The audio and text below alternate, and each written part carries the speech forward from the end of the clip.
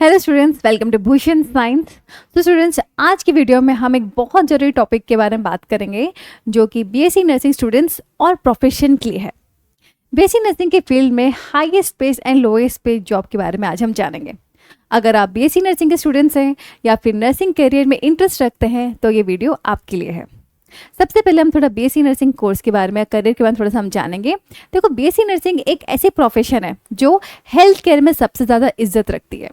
जैसे जैसे health care में ज़रूरत बढ़ रही है वैसे वैसे स्किल्ड नर्स की डिमांड भी बढ़ रही है ना। बीएससी नर्सिंग की डिग्री के साथ आप कई तरीके की सेटिंग्स में काम कर सकते हैं, जैसे कि हॉस्पिटल्स पे काम कर सकते हैं, एजुकेशनल इंस्टीट्यूट्स में काम कर सकते हैं और कम्युनिटी हेल्थ रोल में भी आप काम कर सकते हैं। लेकिन जो चीज़ सबसे ज़्यादा क्यूरियस रखती है वो क्या है कि बीएससी नर्सिंग के फील्ड में कौन से जॉब में ज़्यादा पेमेंट का होगा या फिर क्या काम हमको करना पड़ेगा, है ना। ये सबको क्यूरियस रहता है जानने के लिए। तो चलो देखते हैं। आज हम सबसे पहले हम बात करेंगे लोएस्ट पे जॉब की जो आप बीएससी नर्सिंग के बाद आप कर सकते हो या फिर आपको मिल सकता है, ठीक है। जैसे कि पहले हम बात करेंगे, first is staff nurse in government hospital, entry level जिसको कि हम बोलेंगे। देखो, लोएस्ट पे जॉब हम इसलिए बोले क्योंकि स्टार्टिंग लेवल पे हम इसको कर सकते हैं। जैसे आपने बीएससी किया, बीएससी करने के बाद जैसे कोई फ्रेशर है, ठीक है, कोई फ्रेशर है तो इसमें हाँ आप ज्वाइन कर सकते हो। जैसे आप गवर्नमेंट हॉस्पिटल में आप जाके आप अपने करियर का शुरुआत कर सकते हो, जिसको हम फ्रेशली ग्रेजुएट लोगों को वहाँ पे लिया जाता है। फ्रेशर्स लोग जो सीखते हैं, और फ्रेशर जो है एक ऐसे पोजीशंस पे रहते हैं कि वो सीखते हैं, अपने आप को प्रोफेशनली ग्रो कराते हैं, है ना।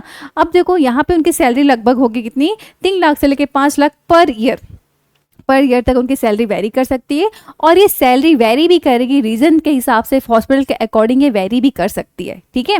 नेक्स्ट सेकंड है नर्स इन प्राइवेट क्लिनिक्स और स्मॉल हेल्थ सेंटर्स, ठीक है। जो नर्स प्राइवेट क्लिनिक्स हो गया, छोटे छोटे हेल्थ सेंटर्स में काम करने वाले नर्स होते हैं, उनकी सैलरी लगभग आपकी 2.5 to 4 लाख पर ईयर तक बन जाती है। क्योंकि देखो, वहाँ पे पेशेंट के वॉल्यूम पे डिपेंड करता है, उनके फैसिलिटीज़ पे डिपेंड करता है कि किस तरीके के पेशेंट है, कितने पेशेंट्स आ रहे हैं, उसके हिसाब से उनकी सैलरी बनती है, ठीक है। थर्ड आते हैं आपके होम हेल्थ केयर नर्सेस, ठीक है। Home health care nurses as in home, जो नर्सेस या फिर जो नर्स पेशेंट के घर के जाके उनके केयर प्रोवाइड करती हैं। मतलब जो इनका वर्किंग आवर रहता है बहुत ज़्यादा फ्लैक्सिबल रहता है ना। इसलिए उनकी सैलरी भी थोड़ी लगभग उनकी होती है 3 लाख से ले 5 लाख पर ईयर तक। मतलब ये एनुअली ये इतनी हो सकती है क्योंकि उनका कोई से फिक्स टाइम नहीं रहता, कोई एकदम फ्लैक्सिबल वर्किंग आवर रहता है उन लोगों का, ठीक है। और क्या हो सकता है यहाँ पे, और क्या जॉब आप कर सकते हो, जैसे कि नर्स इन रूरल और रिमोट एरिया। देखो, रूरल एरिया और रिमोट एरिया एज इन गांव के एरिया की हम बात करें यहाँ पे, तो यहाँ पे नर्सेस या फिर nurses community health service provide करती हैं वहाँ पे।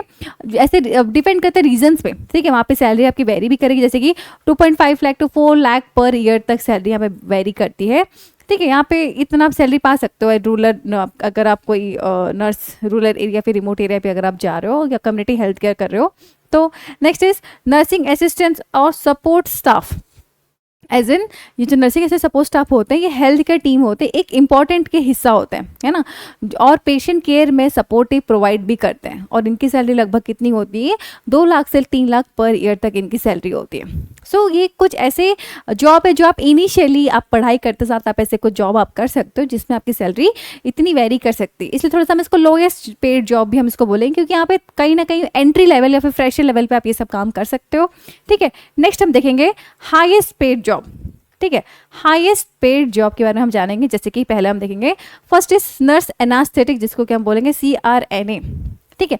अब देखो, जो बीएससी ग्रेजुएट्स के लिए सबसे ज़्यादा पेड जॉब जो होता है नर्सिंग एनास्थेटिक की होती है, जो कि CRNA के रूप में आपको सर्जरी और मेडिकल प्रोसीजर से पहले पेशेंट को जो एनास्थेसिया देना होता है ना, उसका काम होता है ना। ये इंपॉर्टेंट है, मतलब ये एक क्या बोलते हैं हाईएस्ट पेड जॉब इसको इसलिए बोला गया है कि आप बीएससी नर्सिंग के बाद आप ऐसे कोई स्पेशलाइज्ड कोर्स करोगे इसके लिए। ऐसा नहीं कि आप बीएससी नर्सिंग की आपको यहाँ पे जॉब मिल जाएगा, नहीं, इसके लिए आपको एक स्पेशलाइज्ड कोर्स या फिर स्पेशलाइज्ड स्किल की जरूरत पड़ेगी ये पोजीशन पाने के लिए, ठीक है। उसके बाद आपकी सैलरी लगभग कितनी हो जाएगी, 12 lakh to 15 lakh per year तक आपकी सैलरी बनेगी।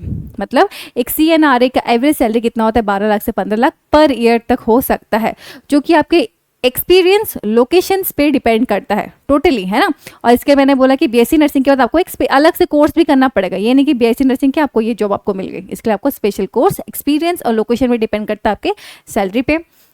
Next is nurse practitioner NP, जिसको शॉर्टली हम बोलेंगे ये दूसरी वेल पेड रोल है नर्सिंग प्रैक्टिशनर की, ठीक है। ये भी सेकंड हाईएस्ट पेड जॉब होता है नर्सिंग प्रैक्टिस की, जो कि एक एडवांस प्रैक्टिस नर्स होता है जो पेशेंट को डायग्नोसिस और ट्रीटमेंट और मैनेज कर सकते हैं। लाइक डॉक्टर कैसे जैसे कि हमारे रजिस्टर प्रैक्टिशनर होते हैं, वैसे ही नर्स प्रैक्टिशनर्स होंगे जो कि पेशेंट्स को डायग्नोसिस भी कर सकते हैं, ट्रीट भी कर सकते हैं और मैनेज भी कर सकते हैं, ठीक है।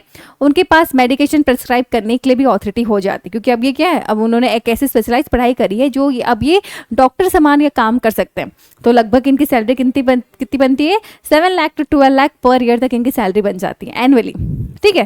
थर्ड हम देखेंगे क्लिनिकल नर्स स्पेशलिस्ट, CNS जिसको कि हम बोलेंगे।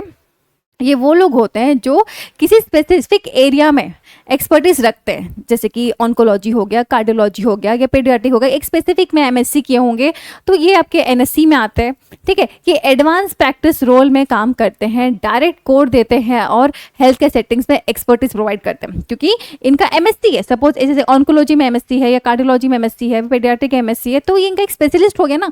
तो इनका स्पेशलिस्ट की वजह से इनका जो सैलरी थोड़ा हाई हो जाएगा, ठीक है। कितना हो जाएगा, 6 lakh to 10 lakh per year तक इनकी सैलरी हो सकती है ना। नेक्स्ट हम देखेंगे नंबर 4 इज नर्सिंग डायरेक्टर और एडमिनिस्ट्रेटर। अब जो ये नर्सिंग डायरेक्टर एडमिनिस्ट्रेटर होते हैं, ये नर्सिंग स्टाफ को मैनेज करते हैं, है ना, पॉलिसी सेट करते हैं, क्वालिटी हेल्थ केयर इंश्योर करना होता है। इनका ये रोल होता है कि एक्सपीरियंस और लीडरशिप स्किल मैनेज करते हैं। और इनकी सैलरी कितनी होती है, up to 8 lakh to 20 lakh per year तक इनकी सैलरी हो सकती है। पर्टिकुलरली लार्ज हॉस्पिटल्स में जहाँ पे ज़्यादा मैनेजमेंट, ज़्यादा चीज़ों को हैंडल करना पड़ता है, तो उनकी सैलरी भी उस हिसाब से बढ़ते जाती है, ठीक है। Next and last is educators in nursing college, ठीक है। जो लोग टीचिंग में इंटरेस्ट रखते हैं और नर्सिंग कॉलेज में एजुकेटर बनना चाहते हैं तो अच्छी सैलरी कमा सकते हैं। प्रोफेसर्स और जो एडवांस डिग्री और एक्सपीरियंस रखते हैं, ठीक है। ऐसा नहीं कि आपने पढ़ाई करते साथ अगर आपने ज्वाइन कर लिया तो इतना नहीं मिलेगा, बट अगर आप एकदम एडवांस कुछ अच्छा खासा एक्सपीरियंस है, अच्छा खासा डिग्री आपके पास है, मास्टर्स किए हुए आप लोगों ने, तो उसके बाद आपकी सैलरी लगभग 6 lakh to 10 lakh per year तक आपकी बन सकती है। ये आपके इंस्टीट्यूट्स, आपके एक्सपर्टीज पे डिपेंड करता है आपकी सैलरी कितनी होगी, बट आप हाँ ऐसा ये फील्ड है जहाँ पे आप अपनी सैलरी को हाइक कर सकते हो, है ना। तो स्टूडेंट्स, अब आप सोच रहे होंगे कि ये ऐसा क्यों, इतनी वाइड सैलरी गैप क्यों है नर्सिंग जॉब्स में, है ना। आपने देखा कि लोएस्ट पेड जॉब और हाईएस्ट पेड जॉब में कितनी वाइड गैप ऑफ सैलरी है।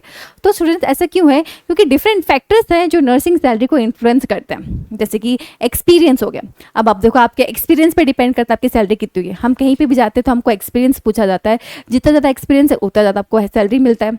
लोकेशन भी मैटर करता है, आप किस जगह पे जॉब करो। अगर आप मेट्रो सिटीज़ पे करो या हाई डिमांड एरिया पे करो तो ज़्यादा सैलरी मिलेगी, बट अगर आप ऐसे एरिया पे करो जहाँ पे ज़्यादा डिमांड नहीं है, जहाँ पे ज़्यादा उसको यूज़ नहीं है, तो सैलरी भी कम हो जाती है।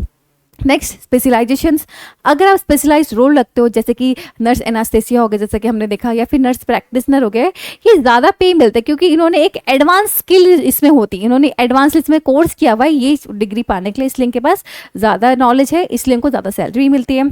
नेक्स्ट एजुकेशंस, जितना ज़्यादा हाई डिग्री, जैसे कि अगर आपने MSc किया है नर्सिंग के साथ हाई डिग्री किया है, तो इसके हाई डिग्री का ना आपको पेइंग अपॉर्चुनिटीज ज़्यादा मिलती है, ठीक है। और हमारा वर्क एनवायरनमेंट भी डिपेंड करता है, जैसे कि आपको देख लो गवर्नमेंट जॉब्स, हम सोचते हैं कि हमको गवर्नमेंट जॉब मिल जाए, तो गवर्नमेंट जॉब में स्टेबिलिटी तो होती है, लेकिन प्राइवेट जॉब में ज़्यादा पेमेंट मिलता है, लेकिन हाँ वहाँ पे प्रेशर भी ज़्यादा होता है।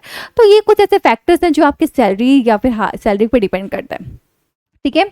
At the and students, nursing एक बहुत रिवॉर्डिंग प्रोफेशन है, चाहे वो इमोशनल सेटिस्फैक्शन हो या फाइनेंशियल हो।